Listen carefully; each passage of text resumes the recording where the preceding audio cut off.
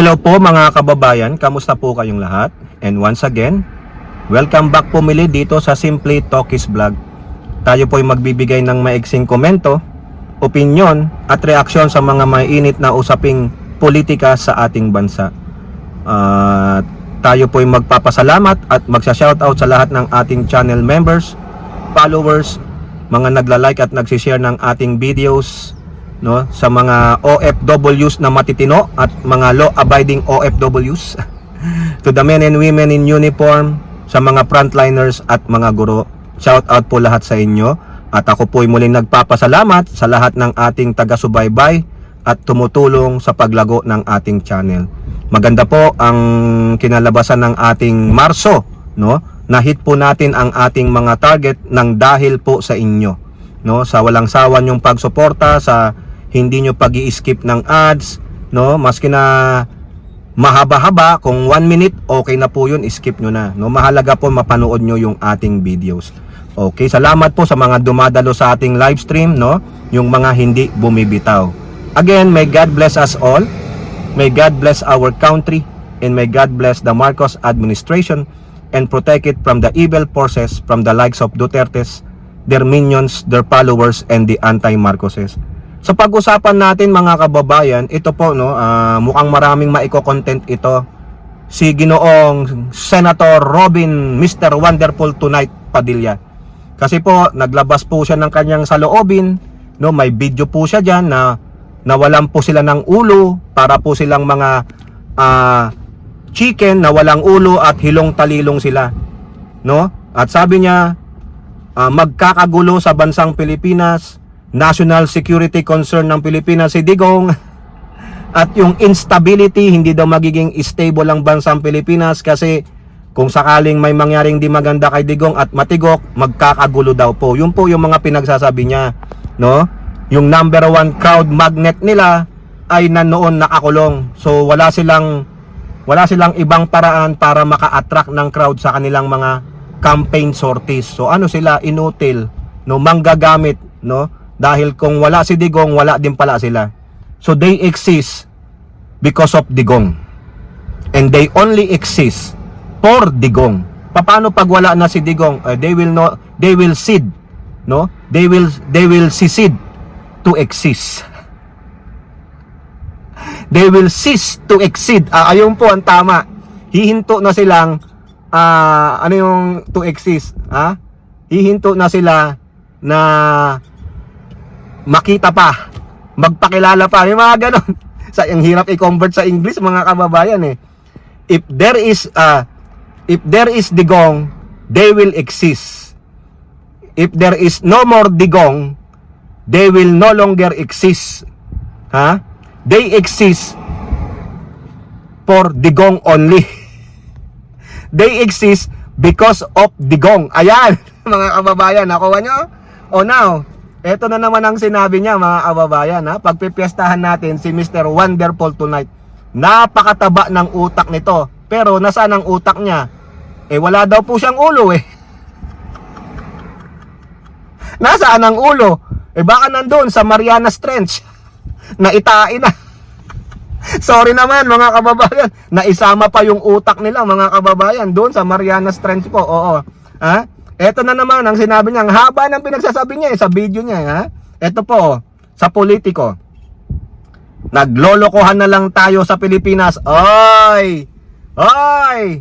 Mga mambabatas, executive, judiciary. Ha? Yung isang senador, sinabing, naglolokohan na lang tayo sa Pilipinas. Ayun naman pala.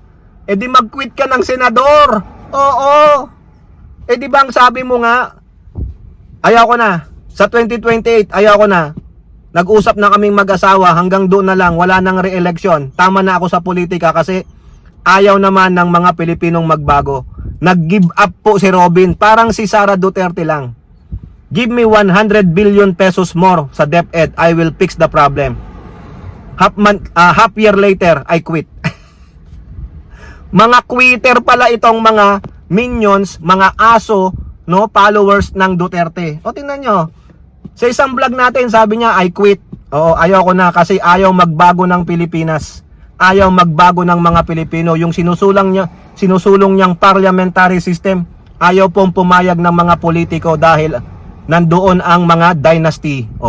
Wala siyang magawa kasi hindi niya kayang ilako. Wala siyang kakayahang para ilako at idepensa kasi wala naman talaga siyang alam. Ngayon, sa sobrang niyang frustration, sinabi niya, naglolokohan na lang tayo sa Pilipinas. Robin Padilla decries Rodi ICC's detention. Yun naman pala, because of Rodi Duterte, naglolokohan na lang tayo sa Pilipinas. Ang isasagot natin mga kababayan, kwento mo sa lelang mong panot. Anong sabi niya dito? Hindi na ako nakakatulog. Ilang araw na akong nababangungot. Kasi sana paggising ko, nasa Pilipinas na ako. Parang hindi ito totoo. Ayun, maganda niyan, Robin Padilla. Lumipat ka na lang sa Neverland. Di ba doon? Doon lahat makatotohanan ng iniisip mong fantasy. Sa Neverland, di ba, nandoon si Tinkerbell, nandoon si Peter Pan, the boy who never grew. Doon ka na lang, Robin. O kaya doon ka sa La La Land. Di ba? Yan po yung sabi niya sa bilyonaryo, yung interview niya. Ngayon, ang ginawa natin, ang ama natin, dinala natin sa bahay ng kapitbahay natin. Ang gulo nun pwede naman pinag-usapan nila sa bahay natin, ba't tayo nakarating dito? Ayan. Bakit? Tatay mo lang yan. Di namin tatay yan. Ordinaryong tao na lang yan. At ako po, naniniwala na kailangan sagutin ni Digong yung mga aligasyon sa kanya. Kung mapagtagampayan niya yan, di swerte. Kinatigan siya ng Diyos. Yan muna ang parusa sa'yo, karma ng Diyos, Digong, dahil minura mo, inalipusta mo ang Diyos namin. Dapat daw pinag-usapan na lang yan. Wala nga kayong ginawa Anong ginawa ni Digong at ni Sara Duterte? Patuloy na binastos, kinastigo, winalanghiya ang Marcos administration. Minumura si Pangulong Marcos, bangag. Kasalanan ninyo. Kasalanan ninyo. Yung tanging taong makakapagligtas sa inyo na naninindigan na walang jurisdiction ng ICC, kayang banggain yung mga dilawan, mga anti-Marcos for your sake. Pero anong ginawa ninyo? Tinraidor ninyo Ginago ninyo kasi gusto nyo agawin ng pesto sa kanya dahil hindi kayo nagtitiwala. Ang sabi nyo, weak leader. Yung weak leader, binigay yung strong leader sa ICC. Sino ang weak? Di ba, Robin? Tayo ay malayang bansa. Tayo ay may kasarinlan. Tayo ay may kalayaan. Tayo ay may gobyerno. Nakakatawa naman yan. Sana lang maintindihan ng mga tinatawag nating intellectual kung anong point ng common tao. Meron tayong bansang sarili. Robin Padilla, sana maintindihan ng intellect. Bakit hindi mo panoorin si Senate President Chis Escudero? Ano ang sabi ni Chis Escudero about that kasarinlan at kayalayaan? Sovereignty, di ba? Kasarinlan, sovereignty na sinasabi mo. Anong sabi ni Chis Escudero? Hindi po nalabag ang soberenya ng bansang Pilipinas nang tinurn over si Digong sa Interpol, eventually sa ICC. Wala pong nilabag na batas ang administrasyong Marcos. Pasensya na po kasi nasa daanan tayo. Walang nilabag na batas. Dahil ano't ano pa man, walang kaso si Digong sa Pilipinas. Given. Pero may kaso po siya sa international at ang nag-file ng mga kaso ay mga kapwa niya Pilipino. Hindi banyaga. So, ano sinasabi mo na wala tayong kalayaan? Intellectual, si SP Escudero, lawyer, abogado, top notcher nung panahon niya, nung nag-take siya ng law. Pinaliwanag na. Mga kapwa natin Pilipino ang nagdemanda sa International Court kay Digong kasi nakikita nila walang gagawin ang judiciary nung panahon ni Digong, hindi uusad. Look at the cases of Quiboloy sa Davao City. Ano nangyari? Whitewashing. Di ba? Nung pinunta sa Metro Manila, ayun, nakulong si Quiboloy. Di ba? May bansa tayo, pero walang nilabag na batas. Escudero even cited Republic Act 9851 about crimes against humanity, genocide. Ayun. Kung nakikita nyong may nilabag na batas ang Marcos administration, file a case. Mag-file na kayo ng impeachment. Di ba, Panelo? Matagal mo nang inaasam yan. Ito pa, nung tanungin daw si Padilla, Duterte's case goes beyond local politics. because he believes there are larger geopolitical forces o may nakikialam daw. Hindi daw local politics lang, lahat ito is politically motivated. Locally or internationally kasi geopolitics eh. Ha? Kung ako isang vlogger lang, pwede kong isipin na local politics lang ito. Pero hindi. Senador ako. Kailangan tingnan geopolitical. Ano ba ang mas malawak na ganap? O ayun. Dahil hindi daw siya vlogger na tulad natin, hindi lang tayo media, no? Eh senador daw siya. Ay magpaka-senador ka. Hindi ka senador lang ng mga Duterte. Ano ginagawa mo diyan? Recess lang kayo sa plenary, sa session. Hindi kayo bakasyon. Hindi kayo totally in vacation, 'di ba? Pambihira naman, no? Ano ba kayo? Ang laki ba ng vacation hours mo? Mag 2 weeks ka na diyan, ah. Oh, lagpas na yung 2 weeks vacation mo. Ano kayo, PTO? 'Di ba? Senador daw siya. Pinagmalaki niya pa, senador daw siya. Baka daw may geopolitics. O sino? Sino? Sige, care to share? Ha? O sabi niya, Padilla dismissed claims that the country's justice system has failed. Eh wala nga. Walang demanda, walang kasong iniano kay Digong. Kasi alam nila na maraming naiplanta si Digong sa judiciary, maraming kakampi diyan. Oh, kaya yun ang inaano nila Trillanes, sila Colmenares. That's why they went to the ICC. Oh, di ba? Nako. Padilla also claimed that many Filipinos, especially those living abroad, believe Duterte should be tried. Yun na naman tayo eh.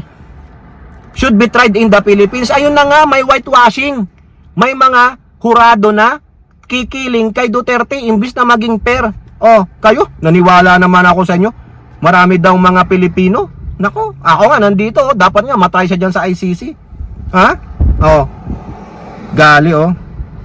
Ito pa sabi niya, kaya ako ayoko na. Ayaw niya na, umayaw na. Tulad nung isang vlog natin. Umayaw na siya, binabangungot siya mga kababayan. Ayaw naman magbago ng Pilipino eh. Nabubuhayan ako ng loob kapag pinag-uusapan ng pag-uwi ni Digong. Pagdating sa bring him home, buhay ako. Ang aking puso, ang aking kadalawa. Talagang nagdiriwang. Pero kung ang tanong ay gusto ba talagang magbago, hindi natin gusto magbago. Ayan, inaalipusta niya na po ang sambayan ng Pilipino. Hinuhusgahan niya na ang sambayan ng Pilipino. Kaya ayaw niya na. Ayaw daw magbago ng mga Pilipino. Anong gusto mo? Isigaw namin lahat? Bring him home? No way. Let him stay there. Let him rot in there. Mokong ka. O bayana lang kitang bangunguting ka. Kung gusto mo Robin, palit ulo. Oo, palit ulo na lang para si Digong uuwi at makakampanya pa kasi gamit na gamit nyo naman eh. Walang crowd kung wala si Digong kasi si Digong ang crowd magnet, oh, 'di ba? Yung pagmumura, yung mga pambabalahura sa mga kababaihan, ayun, yung mga pinupuntahan ng mga tanga ninyong mga followers. Oo. Oh, ngayon, meron pa siyang advice kay Digong. Ano ang advice niya? Para lang yung advice ni Sara Duterte, ha? Talagang iisa ang linyahan nila mga kababayan. Ang sabi niya sa politiko rin, Robin Padilla, advice to Rodi Duterte in detention. Time to rest and write a book, boss. Tingnan mo yung boss niya. Kaya pala gusto nilang umuwi ng Pilipinas kasi boss sila sa Pilipinas. Oo. Ayan. Oh, ito yung interview niya sa Bilyonaryo pa rin ha. Oh. Number 1 advice ko is, boss, ito na. Huwag kang magagalit, boss. Pero hindi ko dinasal makulong ka, pero ang dinadasal ko makapagpahinga ka. Ito yung time na yon. Makapagpahinga ka at makagawa ng libro. Wow! Talagang ala Jose Rizal, mga kababayan. Oo, ala Jose Rizal. Hoy, wag nyo namang gayahin si Rizal. Originality niya yon. Come on, dude. Walang ganon. Kaya lagi ko sinasabi sa kanya, boss, o tingnan mo, tuta talaga, tuta. Boss, panahon para gumawa ng libro. Pagkakitaan pa kasi sabi ni Sara Duterte, pagawa ka ng libro tapos ibinta natin. Pagkakapirahan pa talaga. Ha? Yung ideology natin maisulat. Ano ba ideology niya? Mga PI, mga ang ganda mo, sana ako na ang nauna. Ipamigay na lang yung West Philippines sa Chekwa. Oo, o sige. Hikayatin mo, udyokan mo man laban para wala na akong problema. Kasi sa akin, si Mayor lang tao. Hindi lang si Mayor, at ulitin natin, Kasi sa akin kasi, si Mayor hindi lang tao. Oo, baka alien. Hindi lang daw tao si Digong. Ideology pa daw. Ideology. O ideolohiya siya. O yan. Ulitin nga natin ulit. Kasi sa akin kasi, si Mayor hindi lang tao. Ideology siya. O, akala ko naman hindi lang siya tao. Ha? Pang-alien din. Hindi lang siya Mayor. Pang-alien din siya. Pang-ideology pala. Oo. According to Padilla, Duterte's book concentrated around the idea of change. Something that the former leader has always championed for the change. Oo. Change? Dapat siyang magbago. Anong change? Change is coming? Anong nabago? Robin, anong nabago ni Digong nung panahon niya? Yung 10-year passbook. Ha? Passport. Oo. Tapos yung tanimbala. O sige, accomplishment. What else? Ha? Extrajudicial killing. Pogo. Drug lords. West Philippine Sea. O ano pa? The atrocities of Digong. O, ayun ang ideology. Ayun yung change. Which later on becomes change is coming. O kayo po mga kababayan ha. Yan si Robin oh. Boss, makapagpahinga ka na. Magsulat ka na ng libro. Tapos ibenta natin, sabi ni Sara Duterte. Ay, nako. Kayo po, ano pong inyong masasabi? Comment down below. And don't forget to like and share. Hope to see you in the next videos. Bye-bye. God bless.